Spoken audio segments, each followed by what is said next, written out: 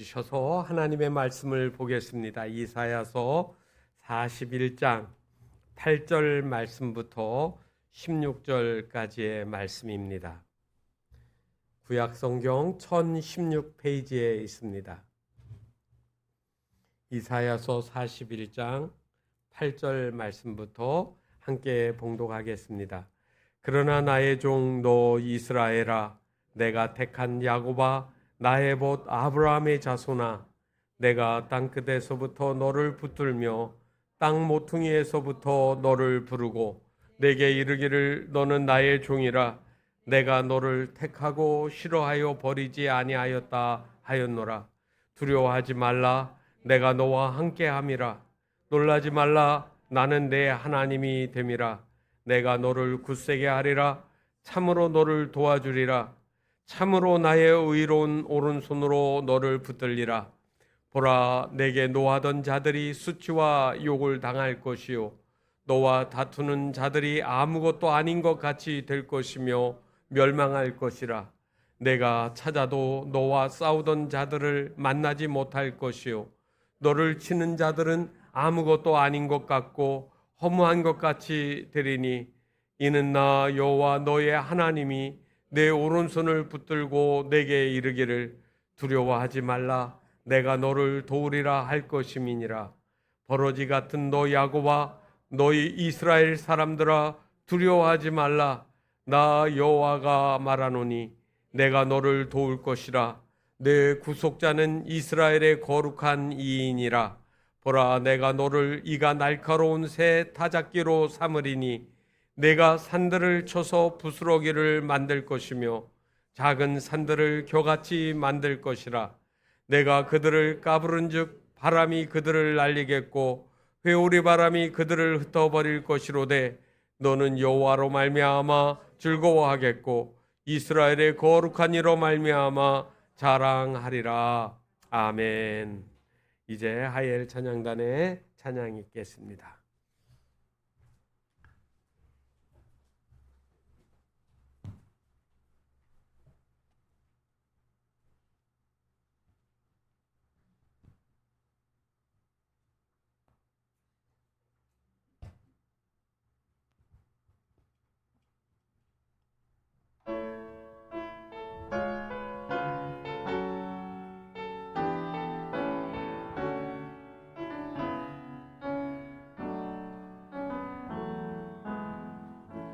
감사하신 하나님,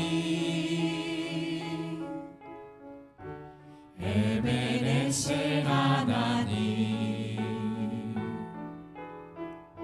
살아계신 하나님, 에베네셀 하나님, 여기까지 감사하신 하나님, 여기까지 인도하셨네. 살아계신 하나님, 감사하신 하나님, 에베네셀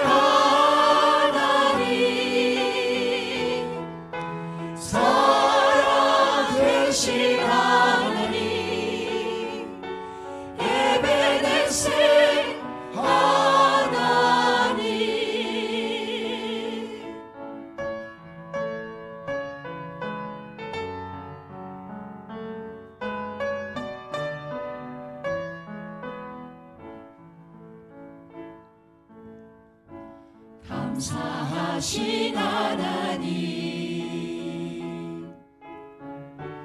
에베네셀 하나님,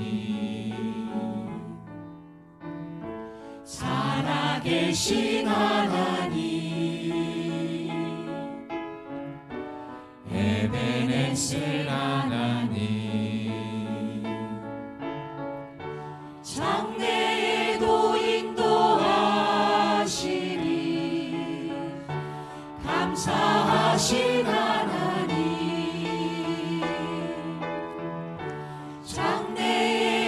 인도하시리. 살아계신 하나님, 감사하신 하나님, 에베네셀 하나님, 살아계신 하나님, 에베네셀 하나님, 감사하신 하나님,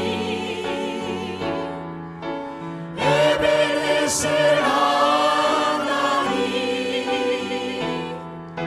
살아계신 하나님, 에베네셀 하나님.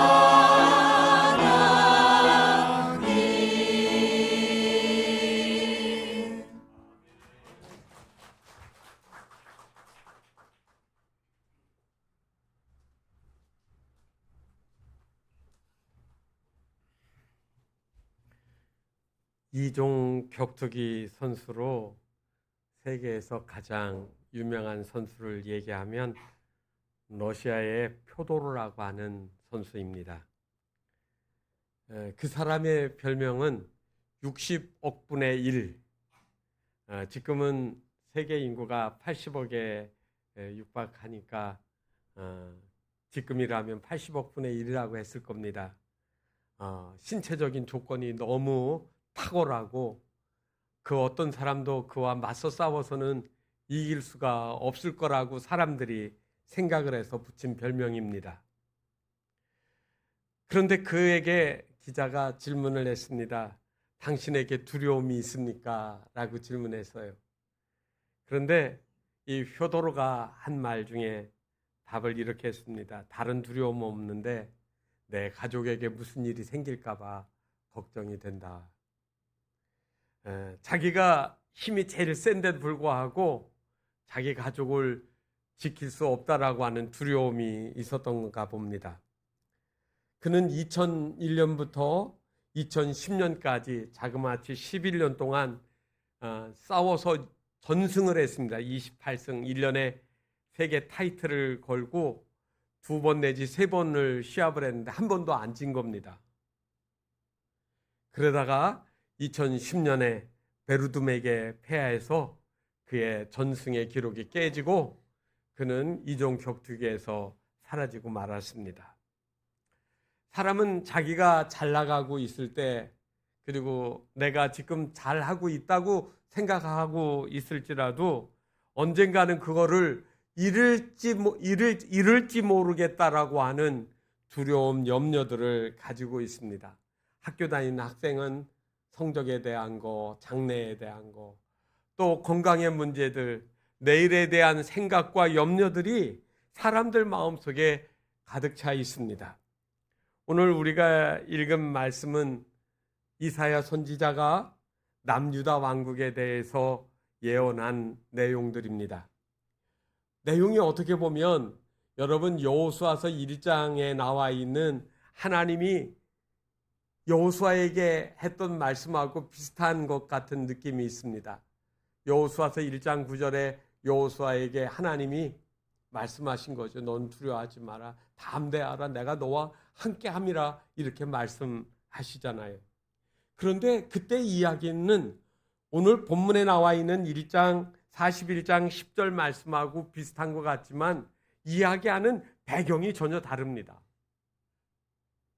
여호수아서에 나와 있는 그 말씀은 지금 가나안 40년이 지나고 이제 젖과 꿀이 흐르는 땅으로 들어가야 되는데 그 땅에 들어가게 될 때 당하게 될 여러 가지 어려움들에 대한 싸움에 대한 공포에 대한 그런 근심들 이런 것들에 대해서 여호수아를 격려하시는 내용입니다. 그리고 용기를 주려고 하신 거죠. 개인에게 말이죠. 그런데 오늘 우리가 읽은 이 41장의 말씀은 국가에 대한 이야기입니다. 도대체 국가에 무슨 일이 있을까요? 이사야서는 1장부터 66장까지 되어 있는데 1장부터 39장까지는 좋은 얘기가 안 나옵니다. 책망하고 심판하고 멸망에 대한 이야기가 계속 나옵니다. 특별히 39장에 보면 히스기야가 바벨론에서 사신들이 오니까 자기 왕궁의 곳간을 다 열어가지고 보물들을 있는 대로 다 보여줬어요. 그리고 내 권세와 내 힘과 내 부유함을 자랑을 했단 말입니다. 그랬는데 그 말을 듣고 선지자 이사야가 내 나라가 멸망하고 서지 못할 거라고 하는 말씀을 하신 거예요. 다시 말하면 나라가 망한다는 이야기가 1장부터 39장까지의 줄을 이루고 있는 내용들입니다. 그리고 이어져 나오는 40장부터 66장까지는 위로와 소망의 말씀이 나오는 거예요. 하나님 왜 이렇게 하시는지, 왜 책망하고 왜 이렇게 하나님이 무섭게 징책하시다가 갑자기 소망과 위로와 용기의 이야기를 해주고 있을까요? 우리는 여기에서 하나님이 우리에게 어떤 고난이나 책망이나 어떤 말씀들을 하시게 될 때 그 말씀 속에 담긴 의미를 알아야 됩니다. 그거는 버리시고자 하는 것이 아니라 그 사람을 책망을 통하여서, 연단을 통하여서, 고난을 통하여서 새롭게 만들어 주시려고 하는 겁니다. 그런데 우리가 어려움을 당하고 고난을 당할 때는 내 인생이 끝이 난 것 같고 하나님께 나는 버림을 받았다라고 생각하실 수가 있습니다. 그렇지 않습니다. 하나님은 오늘 우리의 환경을 통하여서 우리를 다듬어 만들어 가시고 그리고 하나님의 사람으로 세워 가시려고 하는 겁니다. 그래서 이 책망이 우리에게 물밀듯이 밀려 들어올 때 우리는 우리의 존재 그리고 나의 연약함을 다시 봐야 됩니다. 오늘 우리가 읽은 말씀 14절에 보면 버러지 같은 너 야곱아 이렇게 했습니다. 그런데 이전의 개역 성경에는 이 버러지를 지렁이 같은 너 야곱아 그랬습니다. 야곱은 이스라엘을 가리키는 말이죠. 여러분 지렁이나 그리고 여기 말하는 버러지들을 보면 뼈가 없습니다. 힘이 없고요. 스스로 버틸 힘도 없고 싸워서 이길 수 있는 놈은 하나도 없어요. 너는 버러지야. 너는 지렁이 같은 존재야. 그렇지만 너는 두려워하지 마. 그러면서 두려워하지 말라고 이야기하는 겁니다. 오늘 여러분 우리가 두려움의 원인을 잘 알게 되어지면 두려움을 극복하고 하나님의 말씀대로 살아가실 수가 있습니다. 사람들이 왜 두려움이 올까? 오늘 말씀을 통해서 보면 우리가 하나님을 잘 알지 못할 때, 하나님의 마음을 알지 못할 때 두려움이 임합니다. 여러분 보통 자녀들을 확 꾸중하고 그리고 책망하는 그러한 일들이 있을 때 자녀들은 아버지가 어머니가 나를 미워해서 버린다라고 생각합니다. 그런데 실상은 하나님은 그러지 않으신 거예요. 그 시련과 고난과 환난을 통하여서 우리를 좀 더 하나님의 사람으로 만들어 가시는 거죠. 공산주의가 하나님을 버렸지 하나님이 공산주의를 버린 거 아닙니다. 오늘날 수많은 사람들이 하나님을 버렸지 하나님이 사람을 버리신 게 아니에요. 하나님은 다 내게로 오라 내가 너희를 편히 쉬게 하리라고 나는 너의 쉼이 되겠다고 하나님이 말씀하시는데 그거를 믿지 못하고 다른 곳에서 쉼을 찾는 겁니다. 하나님은 지금도 우리에게 태양을 주시고 물을 주시고 빛을 주시고 끝까지 우리가 살아갈 수 있도록 생명을 지켜주십니다. 영국의 헨리 8세가 왕위로 있을 때에 그때 추기경이 울지라는 분이 있었습니다. 왕을 위해서 정말 충성스럽게 나라를 보좌하고 그리고 고문 역할을 잘 감당했는데 어느 날 왕의 신임을 잃었습니다. 그래서 런던 탑이라고 하는 감옥에 갇히게 되었습니다. 그는 너무나도 모함을 받고 감옥에 갇힌 것이 낙심되어서 그를 찾아온 친구에게 말했습니다. 내가 왕을 섬긴 것처럼 하나님을 섬겼더라면 하나님은 나를 버리시지 않았을 텐데 나는 사람의 마음에만 들으려고 내 인생을 허비했다라고 낙심했습니다. 오늘날도 수많은 사람들이 이와 같은 탄식합니다. 사람을 섬기고 사람한테 버림받습니다. 돈을 섬겼는데 돈한테 버림받습니다. 권력을 섬겼는데 권력이 떠나갑니다. 명예를 섬겼는데 어느 날 나에게서 명예가 사라지고 오욕만 남게 되어지는 거예요. 세상 것은 떠나갑니다. 지금 아름다움도 시간이 지나면 사라지는 거예요. 그런데 하나님은 우리가 예쁘든지 못났든지 많이 배웠든지 덜 배웠든지 건강하든지 약하든지 세상 사람들이 싫어하든지 좋아하든지 상관없이 항상 우리와 함께 계신다라는 말씀입니다. 그 이야기를 오늘 이제 망하는 나라 포로로 바벨론에 끌려가서 70년 동안 살아야 되는 그들을 향하여서 하나님이 그렇게 그들을 보살피고 다시 돌아오게 하실 거라는 약속의 말씀을 하는 겁니다. 여러분, 이 말씀을 할 때 히스기야 이때의 이야기니까 아직 남유다가 망하지 않았습니다. 망할 때까지 이야기는 150년이 지나가야 됩니다. 그런데 그 이야기를 지금 이사야는 이스라엘에게 예언으로 말하고 있는 겁니다. 그러면서 주는 메시지가 뭐냐면 하나님은 진실하시다는 겁니다. 하나님에게는 거짓이 없습니다. 사무엘상 15장 29절 말씀에 이스라엘의 지존자, 여러분 이스라엘 지존자는 하나님을 가리키는 표현입니다. 거짓이나 변개함이 없으시니 그는 사람이 아니심으로 결코 변개하지 않으심이니이다. 하나님은 변치 않는단 말이에요. 사람이 변하지 하나님이 변하지 않습니다.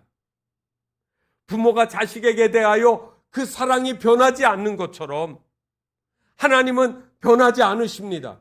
여러분이 변했습니다. 여러분이 생각이 달라졌습니다. 하나님은 사람이 아니시라 한 번 약속하신 것은 반드시 지키신다는 말입니다. 데살로니가전서 5장 24절에 너희를 부르시는 이는 미쁘시니 그가 또한 이루시리라 이렇게 나와 있습니다. 성경에 보면 미쁘신이라는 말이 나오거든요.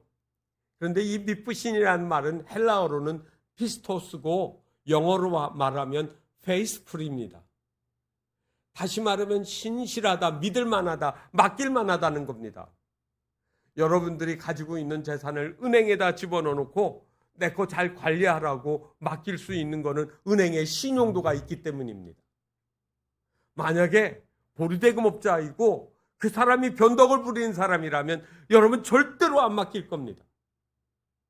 그런데 하나님은 자신을 가리켜서 나는 미쁘신 하나님이라고 말씀하는 거예요. 너희가 맡길 수 있는 하나님이다.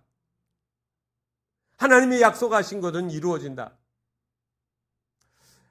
하나님의 아브라함을 하란 땅에서 불러낼 때 그의 나이가 75살입니다. 고향을 떠나고 그리고 내가 가라는 곳으로 가면 내가 너와 내 후손에게 복을 주겠다고 하나님이 그에게 말을 했습니다. 그리고 너로 말미암아 온 세상 사람들이 복을 받을 것이라고 누가 했어요? 하나님이 하셨어요. 그런데 아브라함은 그 말을 믿었다는 말입니다. 여러분이라면 잘 살고 있던 고향, 본토 친척 아비 집을 내팽개치고 그냥 갈 수 있습니까? 여러분들에게 어떤 중요한 이익이 걸려있는 일을 다 내려놓고 하나님이 말씀하신다고 해서 여러분 가실 수 있느냐? 이 질문을 하는 겁니다. 그런데 그 말을 아브라함이 들었습니다. 그리고 하나님의 약속 중에 너와 내 후손에게 복을 주신다고 했잖아요. 그런데 후손이 안 생겨요. 하나님이 약속하신 대로 자식을 줘야 자식이 번성하고 이 땅을 정복하고 이 땅에서 누리게 될 텐데 안 생기는 거 아닙니까? 그래서 이런 궁리 저런 궁리 해가지고 어떻게든지 그거를 내 노력으로 이루려고 애를 썼습니다. 그런데 하나님은 아니라고 말씀하셨어요. 그리고 25년이 되는 해 그의 나이가 100세가 될 때 혈육을 낳게 하셨습니다. 바로 이삭이죠. 그러나 하나님, 여러분은 어떻게 믿으시겠습니까? 25년 동안 그 약속을 이루시지 않는 침묵하시는 하나님 앞에서 하나님이 신실하다고 여러분 믿음으로 고백할 수 있습니까? 내 능력으로는 자식을 낳을 수 있는 능력이 이제 다 상실되어졌고, 그리고 기대할 수 있는 아무것도 없는 그곳에서 하나님이 자식을 낳게 하는 거예요.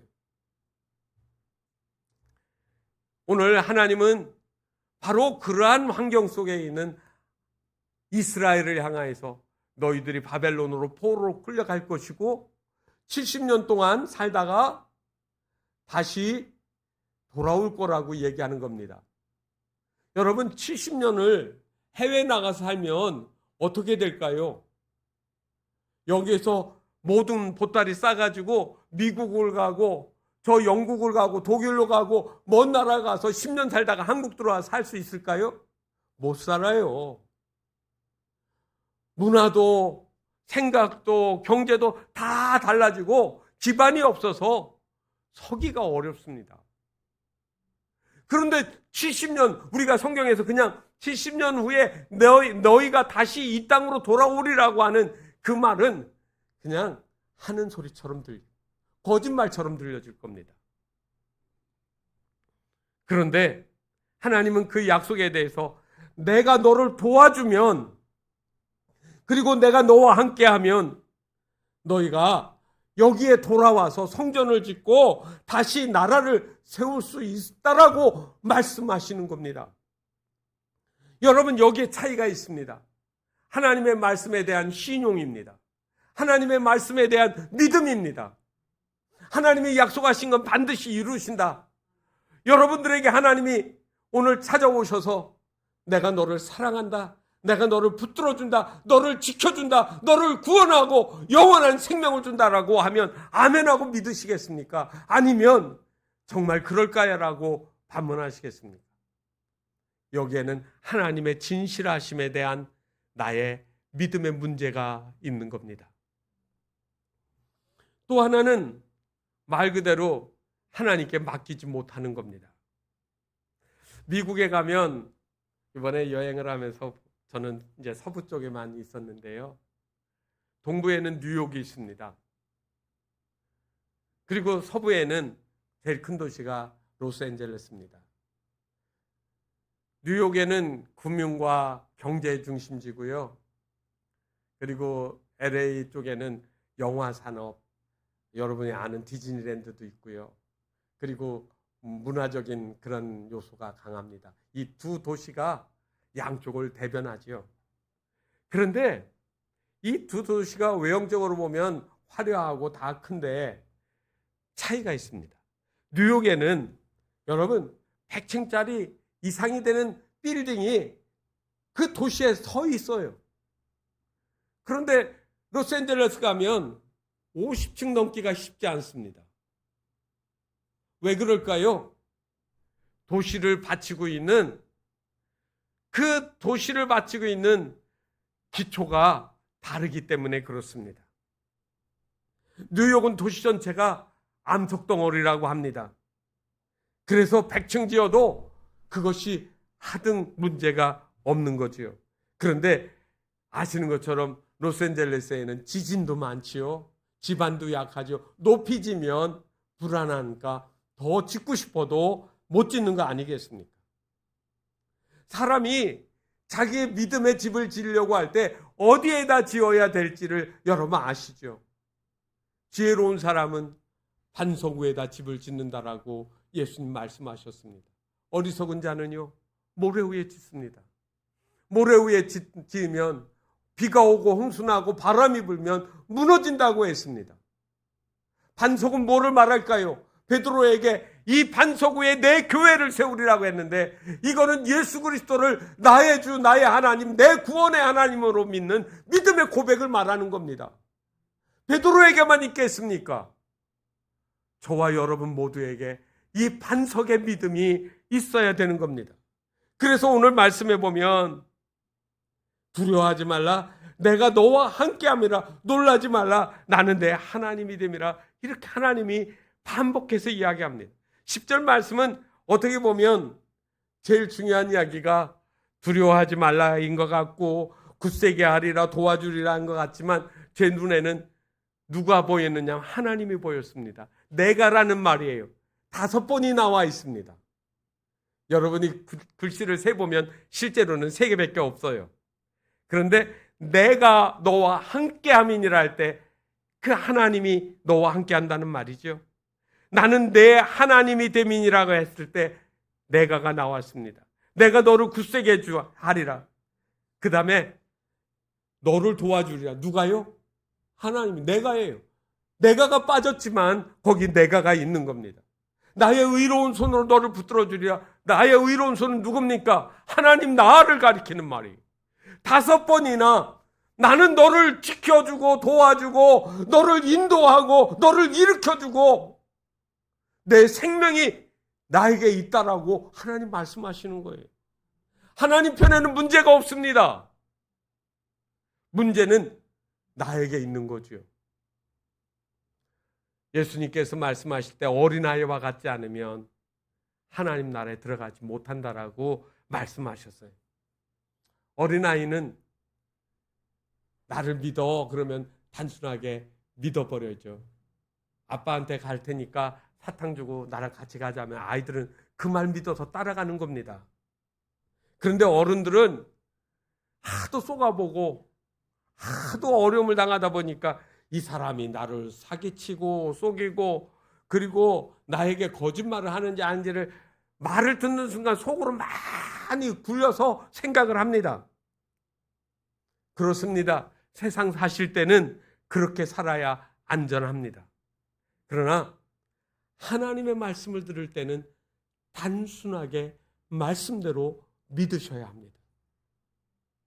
그래서 하나님의 말씀을 듣고 어린아이와 같이 믿지 아니하면 하나님 나라 못 간다고 말씀하시는 거예요. 믿지 못하는 사람은 하나님의 능력을 체험하지 못합니다. 예수님을 신뢰하지 못하기 때문이에요. 예수님이 배를 타고 제자들하고 같이 건너가시는데 밤중에 갈릴리에서 풍랑이 일어났습니다. 제자들이 놓으려는 뱃사공 아닙니까? 어부였습니다. 고기 잡던 어부예요. 그들이 노력을 했는데 해결이 되지를 않습니다. 밤이 되니까 풍랑이 더 심해지고 물이 배 안으로 막 밀려 들어옵니다. 그런데 예수님은 고물에서 배 뒤편에서 고온히 주무시고 계십니다.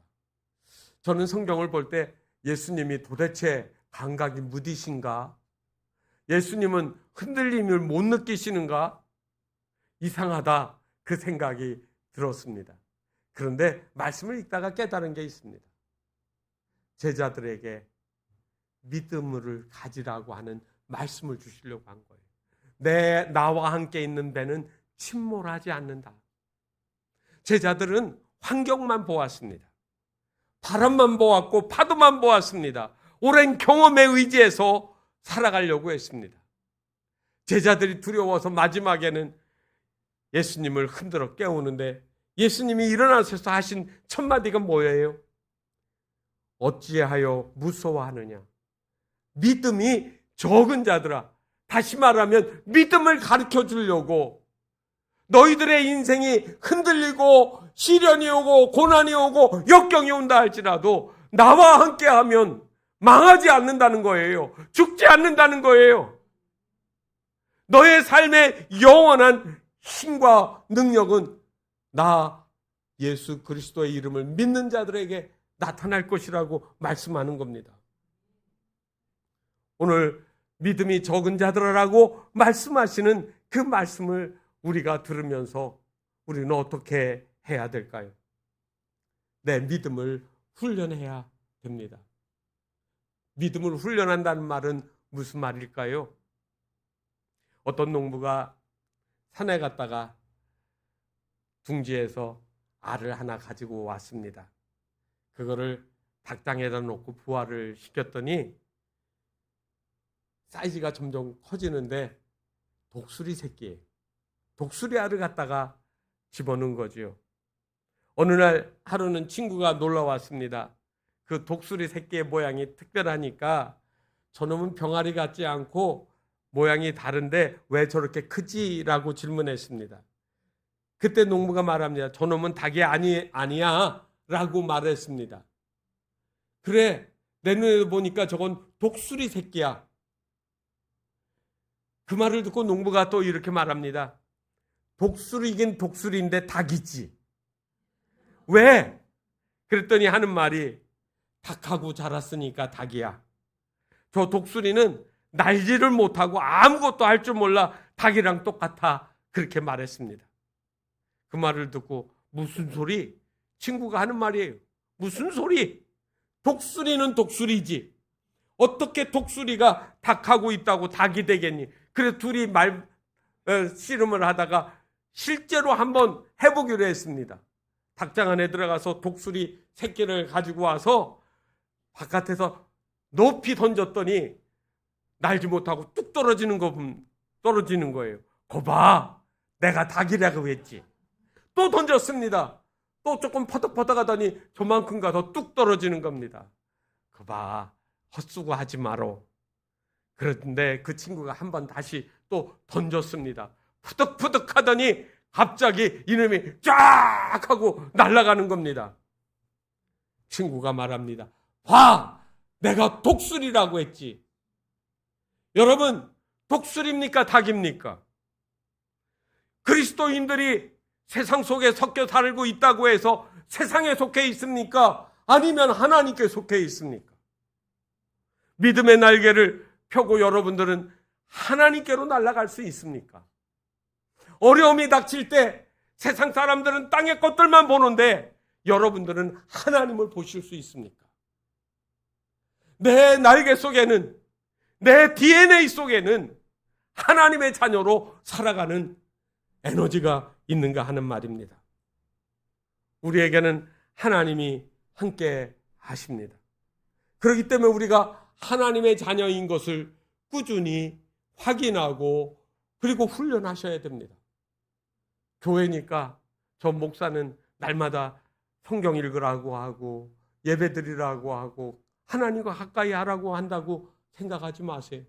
이거 안 하면 날개가 힘이 없어서 날지를 못해요.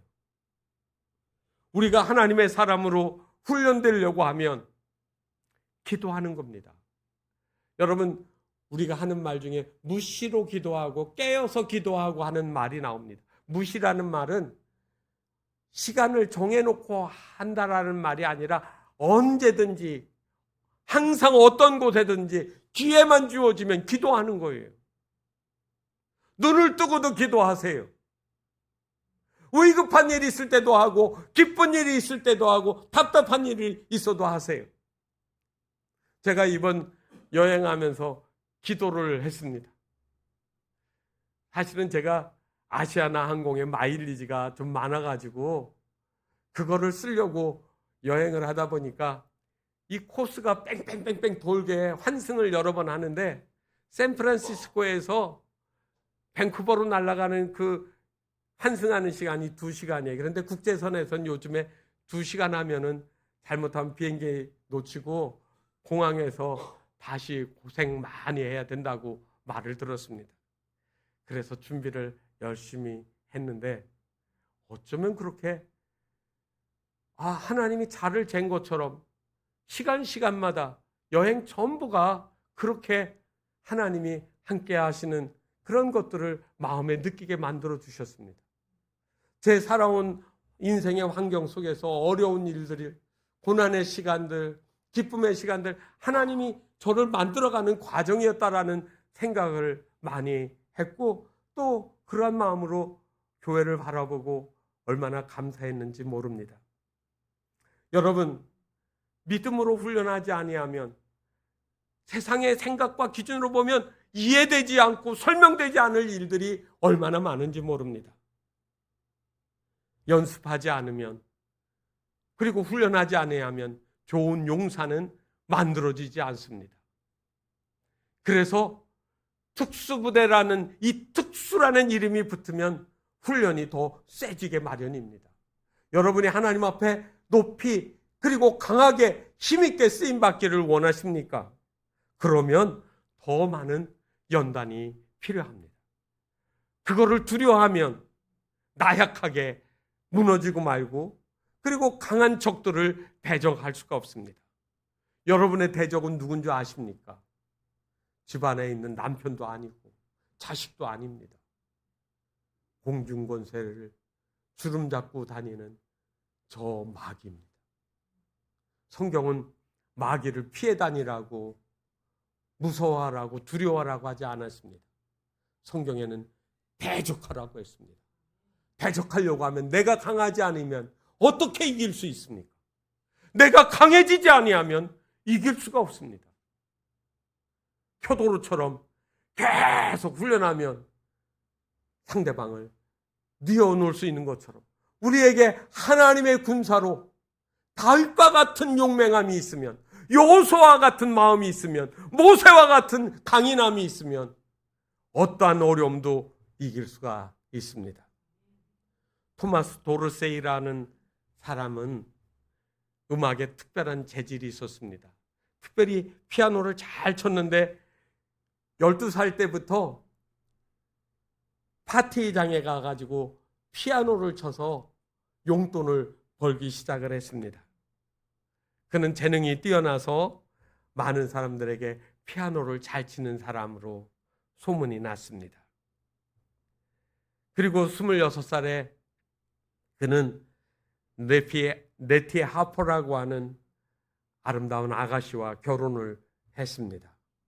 그런데 그 아가씨가 교회를 나가자고 이 토마스 도르세이를 초청을 했습니다. 그래서 사랑하는 아내를 따라서 교회를 갔습니다. 교회를 가서 신앙생활을 하고 신앙이 자라기 시작하니까 교회에서 성가대 지휘를 맡겼습니다. 그리고 그는 찬송가도 복음성가도 여러 곡을 지어서 발표를 하면서 여기저기 도시에서 하는 집회에 초청을 받아 다니게 되었습니다.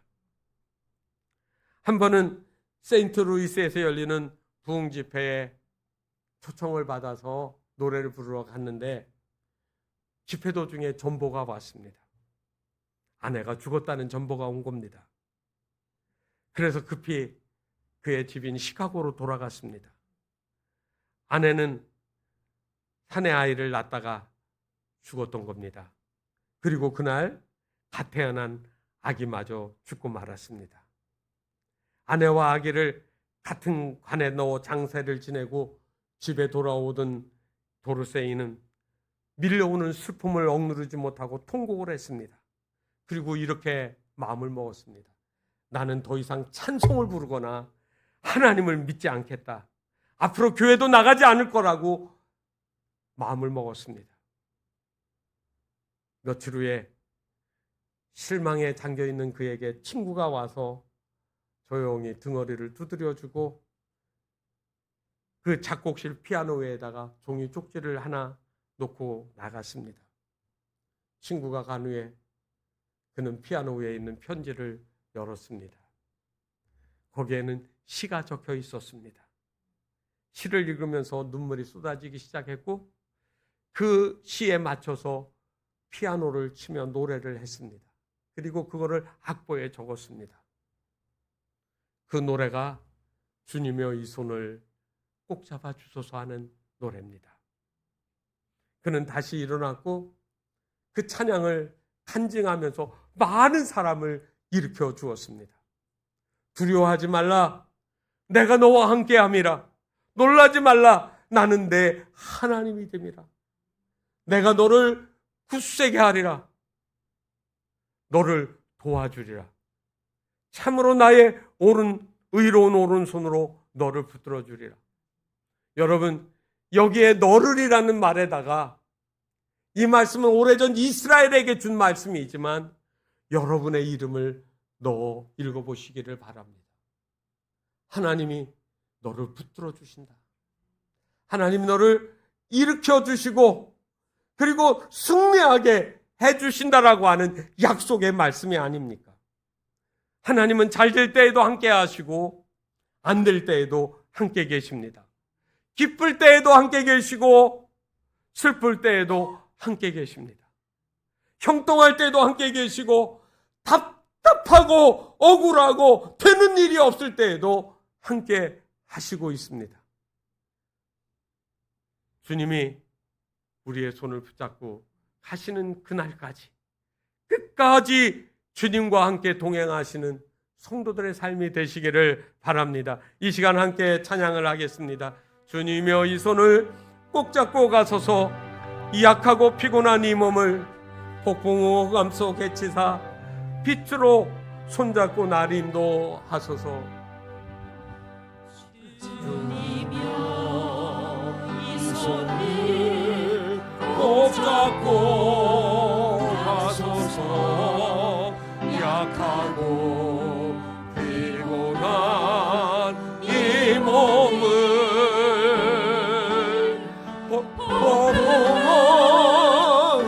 감소 해시사 빛으로 손잡고 날 인도하소서.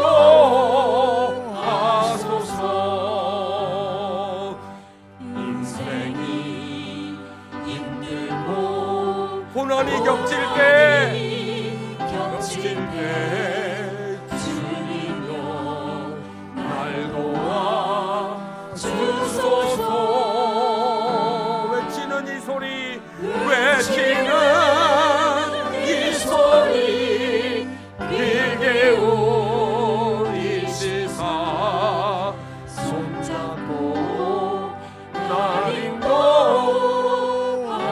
인생이 힘들고 고난이 겹칠 때 인생이 힘들고 고난이 겹칠 때 주님여 날 도와 주소서.